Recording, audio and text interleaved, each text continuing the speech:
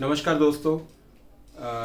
मैं doctor Sukhwinder Singh Saggu, laparoscopic and paediatric surgeon Apollo Spectra hospital Karol Bagh से आज हम कोविड-19 के जो नया वेरिएंट डेल्टा प्लस वेरिएंट आया उसके बारे में बात करने वाले हैं कि एक्चुअल में ये डेल्टा प्लस वेरिएंट है क्या। एक्चुअल में ये डेल्टा प्लस जो वेरिएंट है एक म्यूटेंट स्ट्रेन है जो कि डेल्टा वेरिएंट का ही है, जो कि डेल्टा वेरिएंट हमने अपने वेव 2 में देखा है, सेकंड वेव कोविड-19 इंडिया में देखा है कि कितना नुकसान हमारे देश में इस डेल्टा वेरिएंट ने किया है। और उसी का ही एक म्यूटेंट स्ट्रेन जो आया है जिसमें कि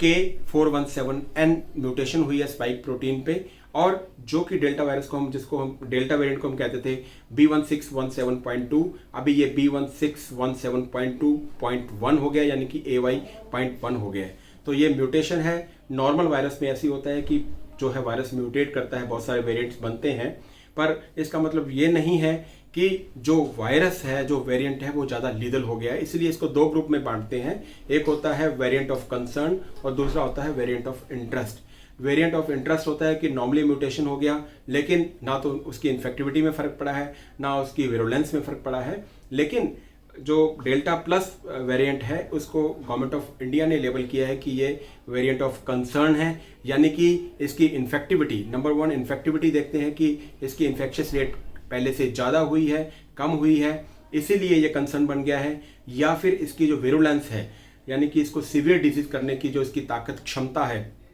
वो ज़्यादा हो गई है, ज़्यादा सीवियर डिजीज करता है, इसीलिए हम इसको जो है वेरिएंट ऑफ कंसर्न जो हम इसको कहते हैं। अब हम बात करते हैं कि इसके सिम्टम क्या क्या हैं। सिम्टम, क्योंकि हमारे पास बहुत ही कम केसेस आए हैं, तकरीबन 40 प्लस केसेस हैं। जीनोम सीक्वेंसिंग भी हमारी उतनी ज़्यादा रैंप अप नहीं हुई है अभी, लेकिन जितना भी हमें सीक्वेंसिंग हमने की है उसके हिसाब से 40 प्लस केसेस हैं, और 2 मोर्टेलिटी भी इसकी वजह से जो है हमारे यहाँ पे हुई हैं। तो नॉर्मल इसके वही है, हेडेक है, फ्लू है, सोर थ्रोट है, कुछ जीआई सिम्टम्स हैं जैसे लूज मोशन है, जिसको हम डायरिया कहते हैं, वॉमिटिंग है। तो इस तरह के इसके जो है सिम्टम्स जो है वो आ रहे हैं, लेकिन हमारे पास जो डेटा है वो उतना नहीं है कि हम इसके बारे में बात कर सकें। तो इसलिए ज़रूरी है कि आने वाले टाइम में हम और इस पर रिसर्च करें और हम डेटा कलेक्ट करें, और उसके अकॉर्डिंगली हम बता सकते हैं कि वास्तव में इसकी जो क्षमता है ज़्यादा सीवियर डिजीज करने की वो ज़्यादा है डेल्टा वेरिएंट से, या उसके जितनी है या उससे कम है। तो हमें घबराना नहीं चाहिए, बिल्कुल हमें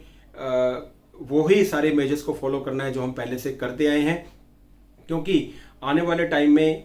ये किस तरह से बिहेव करेगा डिपेंड करता है उस पर, यानी कि इसकी सिवियरिटी और स्प्रेड कुछ फैक्टर्स पे डिपेंड करता है, जिसमें एक है सबसे ज़्यादा इंपॉर्टेंट इम्यूनिटी, कि हमारे देश की मैक्सिमम पॉपुलेशन में इम्यूनिटी का लेवल क्या है। उसमें एक तो नेचुरल इम्यूनिटी है, यानी कि जो इन्फेक्शन नेचुरल हुआ है उसकी वजह से जो इम्यूनिटी बनी है, और दूसरा जो हम वैक्सीन लगा रहे हैं उसकी वजह से जो इम्यूनिटी बनी है। तो अभी तक मेरे ख्याल से 20% population of our country has already been vaccinated, या तो उनको सिंगल डोज लग गया है या उनको डबल डोज लग गया है, और तकरीबन 40-50% जो है वो नेचुरल इम्यूनिटी उनमें आ गई है, ताकि हम हर्ड इम्यूनिटी की तरफ हम पहुँच ही रहे हैं। तो जब हमें कुछ पता नहीं है ट्रीटमेंट के बारे में, इस वेरिएंट का ट्रीटमेंट क्या है, पर्टिकुलर ट्रीटमेंट नहीं है इसका, तो सबसे जो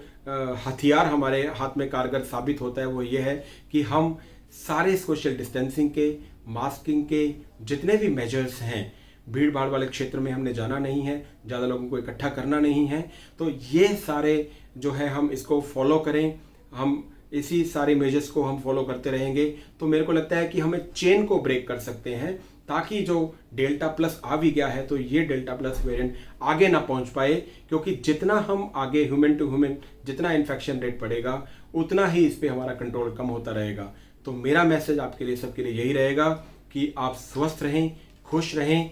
और सेफ रहें, और सारे के सारे जो भी हमारे सोशल डिस्टेंसिंग के नॉर्म्स हैं गवर्नमेंट ऑफ इंडिया के दिए हुए हैं, चाहे वो अवॉइड करना है, भीड़ भाड़ वाले इलाके में नहीं जाना है, ज़्यादा गैदरिंग नहीं करनी है, मास्क पहन के रखना है, सोशल डिस्टेंस बना के रखनी है दूसरे पेशेंट से या दूसरे इंसान से, वो हमारे खुद के लिए, हमारे समाज के लिए, हमारे देश के लिए कारगर साबित हो सकता है। धन्यवाद।